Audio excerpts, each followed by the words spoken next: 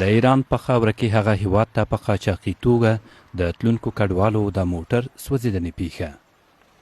دغه پیښه د ایران په یزد ولایت کې شوې. په ټولنیزو رسنیو کې د دغه ویډیو له خپرېدو وروسته افغان حکومت اړ شو چې په دې اړه پلټنې پیل کړي. په ایران کې د افغانستان سفیر د پیښې سیمې ته لاړ. هغه وایي په پیښه کې 3 تنه افغانان د سوځېدنې له امله مړه او 15 نور هم ټپیان دي. دغه قضیه به نور جزئیات هم موږ وڅېړو. د بهرنیو چارو وزارت له موږ سره په تماس کې دی. د افغانستان د بهرنیو چارو وزارت هغوی ته به هم معلومات وسپارو او د لا نورې پیگیرۍ او تحقیق لپاره به وزارت د خارجه چارو وزارت په دې برخه کې اقدام وکړي. په خواله رسنیو کې بیا د دغه پیښې په تړاو غبرګونونه پراخ دي. کاروونکي په اور کې د سوځېدلي هغه کس غږ بدرګه کوي چې وایي لږ اوبه راکړئ سوځېدلی یم. دوی له حکومته غواړي چې پیښه باید په جدیت وڅېړل شي.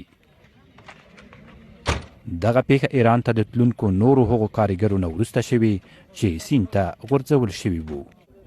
د افغانستان د بشري حقونو کمیسیون دغو دواړو پیښو اندېښمن کړی دی. دغه کمیسیون له افغان حکومته غواړي چې د ایراني ځواکونو لخوا د وروستیو دواړو پیښو په اړه خلکو ته د پلټنو د جزئیاتو په تړاو روښانه ځواب ورکړي.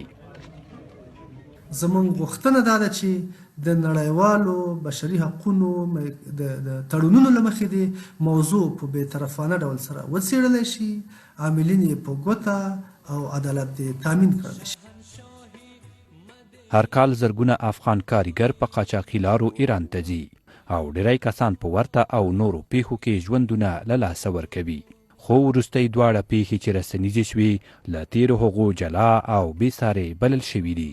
په کور دننه او نړیواله کچه یې پراخ غبرګونونه له ځان سره لرل. صابر عزیز، BBC کابل.